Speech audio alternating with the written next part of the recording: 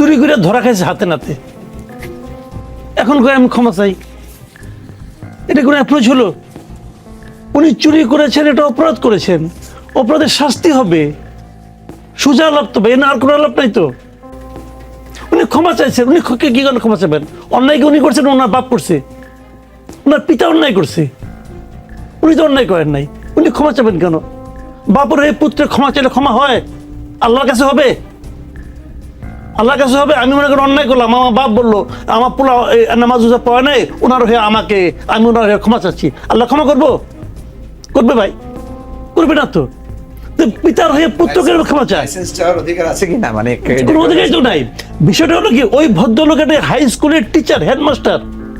দেখেন আমি কতগুলো পয়েন্ট বলি আপনাকে, এগুলো মাথায় রাখতে হবে। আমরা করে কি প্রথমে ধরে নিই উনি একজন মহান ব্যক্তি, অতএব মহান ব্যক্তি আমার কাছে ক্ষমা চাইছে, অতএব আমি ধন্য হয়ে গেছি। নো, উনি মহান ব্যক্তি না, উনি আমার সেবা করার জন্য দায়িত্ব নিয়ে ওখানে গিয়েছেন, আমার সেবা করার দায়িত্ব নিয়ে ওখানে গিয়েছেন।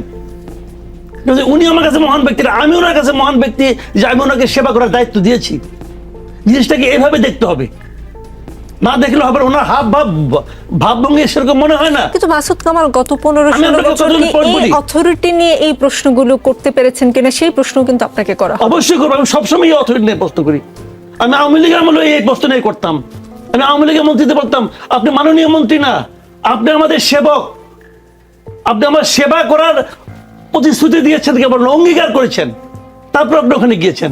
আপনাকে তো আমি প্রশ্ন করব, আমাদেরকে শেখানো হয়েছে এইভাবে প্রশ্ন করে না, মাননীয় মন্ত্রী বলো।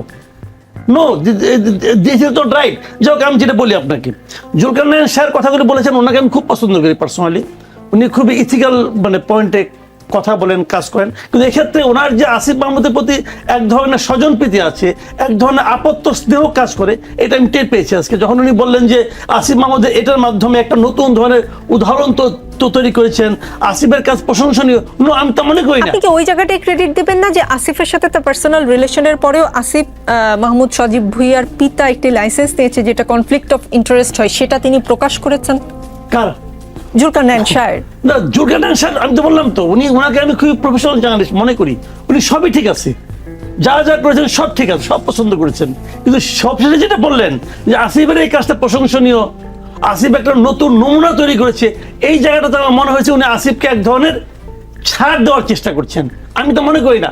আপনি দেখেন একটা স্কুলের হেডমাস্টার, উনি বোঝেন না যে কনফ্লিক্ট অফ ইন্টারেস্ট কি, এর যে ভয়াবহ তথ্য কি হতে পারে।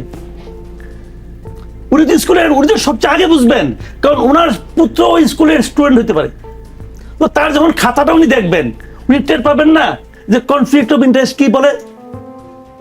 তো উনি যেটা সবার আগে বুঝবেন, বুঝে উনি আমাদেরকে বোঝাবেন এটা হলো কনফ্লিক্ট অফ ইন্টারেস্ট। দেখেন, যদি বিষয়টা প্রকাশ না পেত তাহলে কি হতো? কোনো আলোচনাই হতো না, আসিফ মাহমুদ এই স্ট্যাটাসও দিতেন না। কি বলা হয়েছে, ওনার বাবা কি বলেছে, বাবার কি কথা উনি বলেছেন যে একজন ঠিকাদার কাজ পাওয়ার সুবিধার্থে ওনাকে ভুল বুঝিয়ে এই লাইসেন্সটা করিয়েছে বলেছেন। তো অর্থটা কি?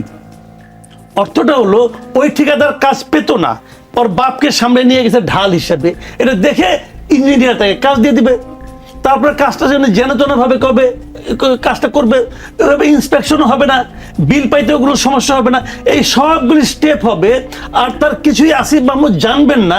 এটা হয় না। আর একটা কথা বলি, ওনার বাবা কি ওই এলাকায় এর আগেও আমি নিজে দেখেছি সেই ভিডিও, উনি একটা ভিডিওতে বলেন নাই যে আমার ছেলে দেশের সবচেয়ে পাওয়ারফুল মিনিস্ট্রিতে আছে, আমার ছেলে এই এলাকায় মসজিদের জন্য 3টা মসজিদের জন্য 10 লাখ টাকা দিছে। এটা ভিডিও আমি নিজে দেখছি। বাদ দেন ওইটা, কয়েকদিন আগে ওখানে এনসিপির একটা মিটিং হয়েছে ওই মুরাদনগরে। সেই আমি কালবেলা পত্রিকা সেই দেখলাম, একটা পোস্টার দেখলাম। সেই পোস্টারে এনসিপির মিটিংয়ে প্রধান অতিথিকে বিল্লাল হোসেন। কোন যোগ্যতায়? সে কি এনসিপি করেন না। উনি একটা স্কুলের হেডমাস্টার। কিন্তু একটা স্কুলের হেডমাস্টার কিভাবে, একটা ফুল টাইম জব, কিন্তু এটা স্কুলের হেডমাস্টার কিন্তু ফুল টাইম জব। ম্যাথমেটিক্সের টিচার কিছুক্ষণ চাকরি করে, তারপরে প্রাইভেট পড়ায়। হেডমাস্টার তো রে ভাই পুরো স্কুল ওনার দায়িত্বে, কিন্তু উনি গেছে ঠিকাদারি করতে। এইগুলো পাবলিকে যাক, যে বলছিলাম এনসিপি মিটিংয়ে উনি গেছেন হলো চিফ গেস্ট হয়ে। আসিফ মাহমুদকে এনসিপি করেন না। এনসিপি কে আসিফ মাহমুদের দায়িত্ব নেয় না, তাহলে আসিফ মাহমুদের বাবা ওখানে চিফ গেস্ট হয়ে গেছে, এটা আসিফ মাহমুদ জানে না? বাবাকে তো বলতে পারতো তোমার এটা যাওয়া ঠিক হয় না, তুমি কি কারণে যাচ্ছ? আসিফ মাহমুদ বাবাকে বলে নাই আপনারা চাইলে আমার ছেলে এখান থেকে ইলেকশন করবে? এটা ভিডিও আছে, এটা আসিফ মাহমুদ দেখে নাই? ওইগুলি নিয়ে জুলকারনাইন শাহের যেহেতু কিছু বলে নাই, জুলকারনাইন শাহের তো একটা বড় ফিগার, ছোট ছোট লোকজন বলছে, শাহের যেহেতু বলে নাই অতএব তারও ক্ষমা চাইতে হয় নাই। এখন শাহের সাহেব বলছে ও জানে যে এটা যদি আমি রিয়েক্ট না করি তো শাহের আবার আমার পেছনে লাগবে, আমি কোন বিপদে পড়ি, এই জন্য এখন ক্ষমা চাইছে। বিরাট আমরা জাতি হিসেবে ধন্য হয়ে গেছি। অভিযোগ তুলেছেন বৈষম্য বিরোধী ছাত্র আন্দোলনের 3 সক্রিয় কর্মীর বিরুদ্ধে, যাদের রেলকে একটি লাভজনক এবং জনকল্যাণকর প্রতিষ্ঠানে পরিণত করার দায়িত্ব দেওয়া হয়েছে রেল উপদেষ্টার তরফ থেকে। মাহবুব কবির মিলন যেটা বলেছেন যে রেল ভবনে এদের অবাধ বিচরণ, অবাধ বাণিজ্য, সারা দেশের কর্মচারী কর্মকর্তাদের কাছে ত্রাস। তারা 3 জন, মন্ত্রণালয়ের অনেক কর্মকর্তা এদের দেখলে চেয়ার ছেড়ে উঠে দাঁড়িয়ে সমীহ করে। তাদের 3 জন সহ আরেক কলেজ ছাত্রকে রেলের ফ্রি পাসের অনুমতি দেওয়া আছে, সেটা দিয়ে তারা টিকিট কালোবাজারি করেছে। জুলাই ফাউন্ডেশনের নামে বড় বড় স্টেশনে দোকানের স্পেস বরাদ্দ চেয়েছে। প্রশ্ন হলো, এই ছাত্রদের বিরুদ্ধে এসব অভিযোগ প্রমাণিত হলে সেটা এক বিষয়, কিন্তু এমন কোনো সুযোগ আছে কিনা যে এদের দেখলে যেসব কর্মকর্তা চেয়ার ছেড়ে উঠে দাঁড়িয়ে সমীহ করেন তারা নিজেদের অপরাধ আড়াল করতে এদের তাড়ানোটা জরুরি মনে করছেন কিনা? মানে রেলে বছরের পর বছর দুর্নীতির খবর তো আমাদের মানে কারোই অজানা নয়, তারা 3 জন গিয়েই দুর্নীতি শুরু করেছে, বিষয়টা তো তা না। না, আগেও দুর্নীতি হয়েছে, আগেও দুর্নীতি। ধরা যাক কথার কথা, আমি একটা ছোটখাটো একটা কলম চুরি করেছি অথবা হালকা একটা চুরি করেছি, একজন দাগি চোর কালকে 10 বছর জেল খেটে আসছে, সে এসে ধরাই দেয় যে মাসুদ কামাল তো এই কলমটা চুরি করেছি, এতে কি আমার চুরিটা বৈধ হয়ে যাবে? এটা আপনি আমাকে বলেন। আমার চুরিটা কে ধরাই দিল এটা কিন্তু ইম্পর্টেন্ট না, ও আমার চেয়েও বড় চোর, কিচ্ছু যায় আসে না। আমার চুরিটা ঠিক কিনা সেটা আগে বলেন। কাজে কে ধরিয়ে দিল এটাই ম্যাটেরিয়াল হলো ওই 3 জন এই আকামটা করছে কিনা। তারা করছে, তারা একই দিনে তারা টিকিট কাটছে, একই লোক, তারা যদি ফ্রি টিকিট করতে পারবে, দেশের যে কোনো জায়গায় যাওয়ার অধিকার পাইছে, তারা একই দিনে টিকিট করছে চট্টগ্রামের, একই দিনে টিকিট করছে রাজশাহীর, একই দিনে টিকিট করছে ময়মনসিংহে। ধরা যাক এখন একই লোক তো 3 জায়গায় যাবে না, নাকি তার 3 পেতাতে পাঠাবে? ভূতের তো ব্যবস্থা নাই। তো ওই টিকিটগুলো কি হয়েছে? কেউ না কেউ ইউজ করছে, তার মানে জাস্ট তারা চুরি করছে রে ভাই। টিকিট ব্ল্যাক করে না, টিকিট ব্ল্যাক করছে, নিজেরা এক জায়গায় যায় না অথবা এক জায়গায় গেছে বাকি জায়গা ওদেরকে পাঠাচ্ছে, এই তো তারা কাজটা করছে। মানে শেষরা চোর যাকে বলে আর ওরা তারা। তো এটা খুব স্বাভাবিক, খুব স্বাভাবিক। কেন একটা ছেলে ইউনিভার্সিটিতে মাস্টার্স এখনো পাস করে নাই, তাকে আপনি দিয়ে দিয়েছেন এর তো বড় একটা দায়িত্বে, সে বললে আর চাকরি থাকে না, সে বললে তুমি স্বৈরাচারের দোষর, খালি মুখ দেখবে উচ্চ কষ্ট করে উচ্চারণ করলে হয়, তার চাকরি নাই। এখন যাতে সেই উচ্চারণটা না করে সেই জন্য সবাই তারা তেল দিচ্ছে। এখন এই তেল দেওয়ার জন্য ওই লোককে কিন্তু করাপ্ট হওয়ার দরকার নাই, সে যদি ন্যায় নীতি নিয়ে বসে থাকে এবং ওই নীতিবান লোককে যদি ওনারা বলেন যে স্বৈরাচারের দোষ, ওর চাকরি থাকবে না ভাই, বাংলাদেশে তার চাকরি থাকবে না। এটাই আমাদের এখানে এই কালচার এখন তৈরি করছি আমরা, হয়েছে তো অনেকে চাকরি দিয়ে গেছেন আমরা দেখছি। কাজে এটা তো ভুল তো সরকার নিজে করছে। আমি এই সরকারের তাবৎ উপদেষ্টাদের মধ্যে যে আমাকে র্যাঙ্কিং করতে বলা হয়, আমি কিন্তু এই রেল মন্ত্রণালয়ের যিনি সচিব আছেন ওনাকে আমি র্যাঙ্কিং 1 নম্বরে রাখবো। সচিব না উপদেষ্টা? সরি, ও যে উপদেষ্টা আছে ওনাকে আমি 1 নম্বরে রাখবো। উনি খুবই ভালো করতেছেন, কোনো সন্দেহ নাই, কিন্তু তারপরেও আমি বলবো ওনাকে, উনি এই ধরনের যে চিঠি কি করে ইস্যু করলেন যে ওনাদেরকে বিনা টিকিটে 2 মাস চলতে দেওয়া যাবে? ভাই ওনাকে তো চিঠি ইস্যু করে একটা আইনগত বৈধতা লাগবে, তো এদের একটা সুবিধা আছে, কিছু কইলে কয় কি এটা বিপ্লবী সরকার, আমরা কোনো আইন মানি না, আইন আমরা ক্রিয়েট করি, সংবিধান মানি না, আমরা ক্রিয়েট করি, আবার যখন প্রয়োজন হয় তখন আমরা মানে, এটাই তো করতেছে না। আজকের একটি ঘটনা নিয়ে প্রশ্ন করতেই হয় মাসুদ কামাল, ছাত্ররা বলছে কুয়েটে তাদের বিজয় হয়েছে, এই ঘটনা শিক্ষাঙ্গনের জন্য আসলে কি বার্তা? ভাই কোনটা যে বিজয় আর কোনটা যে বিজয় না এটা বুঝতে একটু সময় লাগবে। এটা হলো ওই যে পুকুরের মতো, পুকুর খনন করে না, পুকুর খনন করার পর কিন্তু পানি আপনি খাইতে পারবেন না, ওটা খাওয়ার জন্য পানিটা একটু থিতানোর জন্য সময় দিতে হয়, তারপরে বুঝতে পারবেন ওই পুকুরের পানি কেমন, ভালো কি মন্দ। এখন বিজয় তো হয়েছেই তাদের, তারা আন্দোলন করছে, ভিসিরে ঘেরাও করছে, তালা মারছে, জিতছে, কিন্তু এই জয়টা আসলে 1 নম্বর হলো প্রয়োজনীয় ছিল কিনা।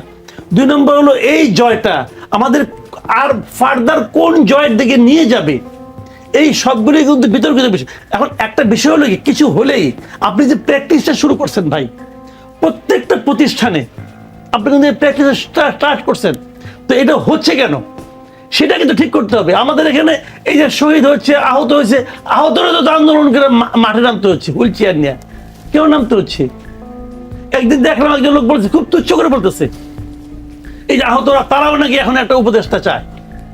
খুব তো ভাই, তারা চাইলে অন্যায়টা কি? তারা চাইলে অন্যায় কি? যে ইউনিভার্সিটির একজনও মারা যায় নাই, যদি সেই ইউনিভার্সিটি থেকে 3 জন উপদেষ্টা হইতে পারে। উপদেশটা কি মারা যাওয়ার উপর নির্ভর করতেছে না, আমি বলতেছি ত্যাগের, আপনি ত্যাগের যদি প্রমাণ দেন, তাহলে এরা হয়েছে কিসের উপর ডিপেন্ড করে বলেন? পুরো পরীক্ষা দিয়ে হয়েছে?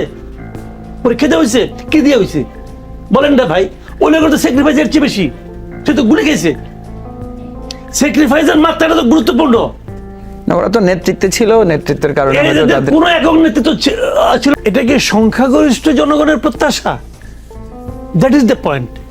যদি সংখ্যাগরিষ্ঠ জনগণের প্রত্যাশা হয় তাহলে উনি থাকবেন, কিন্তু আমার কাছে মনে হয় এটা আসলে খুবই পরিকল্পিতভাবে এই ধরনের একটা মেকানিজম চালু করা হয়েছে, এই ধরনের একটা মানুষের মধ্যে প্রচারণা চালু করা হচ্ছে যে ওনাকে রেখে দিতে হবে।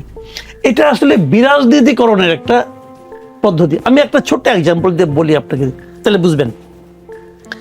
এই সরকার মানে বিগত হাসিনা সরকার যাওয়ার পরে আমি আজকেই দেখতেছিলাম যে 11 তারিখ পর্যন্ত, মানে প্রথম 5 তারিখ থেকে 6 দিন, এই 6 দিনে বিএনপির সেন্ট্রাল কমিটি সারা দেশে 67 জন তাদের নেতাকে বহিষ্কার করছে।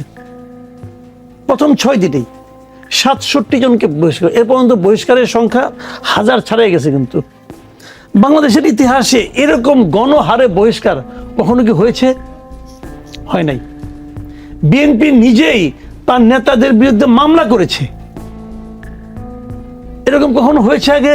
ওটাও হয়নি। এগুলো করে কি বিএনপি সারা দেশে, বিএনপির মাঠ পর্যায়ে যে চাঁদাবাজি, সংঘর্ষ, দখলদারি থামাতে পেরেছে? পারে নাই।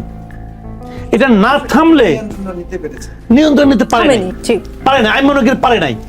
তাহলে এটা না থামলে যে ক্ষতি বিএনপির হয়, এটা কি বিএনপি বোঝে না? বোঝে। তাহলে বিএনপি চেষ্টা করছে, পারছে না। কেন পারছে না? পারছে না এই কারণে পলিটিক্যাল পার্টিগুলিকে আমি কখন ব্লেম দেব যে তারা চাঁদাবাজিতে উৎসাহ দেয়, চাঁদাবাজিতে উৎসাহী করে তাদের দলকে, কখন ব্লেম দেব? তখনই ব্লেম দেব যখন নাকি আইন শৃঙ্খলা রক্ষাকারী বাহিনী কোনো একজন চাঁদাবাজকে ধরছে, তাকে ছাড়ানোর জন্য ওই পলিটিক্যাল পার্টি মিছিল করতেছে। তখন আমি বলতে পারবো ওই পলিটিক্যাল পার্টিটা চাঁদাবাজিকে উৎসাহিত করছে। কিন্তু তা তো হয় নাই। আইন শৃঙ্খলা রক্ষাকারী বাহিনী কোনো কাজই করছে না চাঁদাবাজিতে ধরার জন্য, করছে না, একদমই করছে না, জিরো। কেন করছে না? এটা আইন শৃঙ্খলা বাহিনীকে কে নির্দেশনা দেয়? বিএনপি দেয়? দেয় না। কে দেয়? সরকার দেয়। সরকার কেন দিচ্ছে না? সরকার কেন এদের কাজে লাগাচ্ছে না? বলবেন যে না, এদের কোনো আত্মবিশ্বাস নাই। আত্মবিশ্বাস যে নাই, গতকালকে দেখলেন ঢাকা কলেজের, সিটি কলেজের স্টুডেন্টকে যে লোকটা চর মারলো, ওই চরের মধ্যে আত্মবিশ্বাসের কোনো ঘাটতি দেখছেন? একটার পর একটা চর মারতেছে একটা নিরীহ ছেলেকে, ছোট ছোট বাচ্চাদের বাস থেকে নামে লাথি দিচ্ছে। আত্মবিশ্বাসের কোনো ঘাটতি ছিল? আত্মবিশ্বাসের ঘাটতি ছিল না। বলে দেওয়া হয়তো তোমরা কিছু করবা না। কেন করবা না? করবা না এই কারণে, এইটা করার মাধ্যমে, এটা হতে দেওয়ার মাধ্যমে মানুষের মধ্যে একটা ধারণা তৈরি হবে। ওই যে একটা প্রবাদ, একটা স্লোগান এসে পড়ছে যে নৌকার ধানের শীষ, একই সাপের 2 বিষ, বলা বলে হচ্ছে। কিন্তু তার মানে কি, যে এই পলিটিক্যাল পার্টিগুলো সাধারণ মানুষের যে চাহিদা সেটা পূরণে ব্যর্থ। যখন ব্যর্থ হচ্ছে তখন তাহলে কে আসবে? একটা নন পলিটিক্যাল গভর্নমেন্ট আসবে। হাতের সামনে একটা উদাহরণ আছে, ডক্টর ইউনূস, তাকে 5 বছর রাখো, এবং এটাকে এস্টাবলিশ করার জন্য, মানে ডক্টর ইউনূসের মতো পিআর পার্সন কিন্তু পৃথিবীতে নাই। উনি জানে কোনটাকে কিভাবে মার্কেটিং করতে হয়, এবং ওনার জন্য কিছু পিআর টুলসও খারাই গেছে। কিন্তু এখন সোশ্যাল মিডিয়া আছে। ফ্রান্স থেকে একজন ব্রাহ্মণ পীর আছেন, উনি ওনার ভক্তদেরকে বলতেছেন যে, উনি আবার একটা থিওরিও দিয়েছেন যে ডক্টর ইউনূস 5 বছর থাকবে প্রধান উপদেষ্টা, তার সঙ্গে তারেক রহমান থাকবে ডেপুটি প্রধান উপদেষ্টা, মঞ্জু ভাইদেরও 2 জন থাকবে হয়তো মন্ত্রী, সবটি নিয়ে একটা দল করতে হবে, 5 বছর ডক্টর ইউনূসকে রাখতে হবে। ওটা হলো ওই ব্রাহ্মণ পীরের থিওরি। এটা দেওয়ার মাধ্যমে তারা কি করতে যাচ্ছে, বিরাজনীতিকরণ।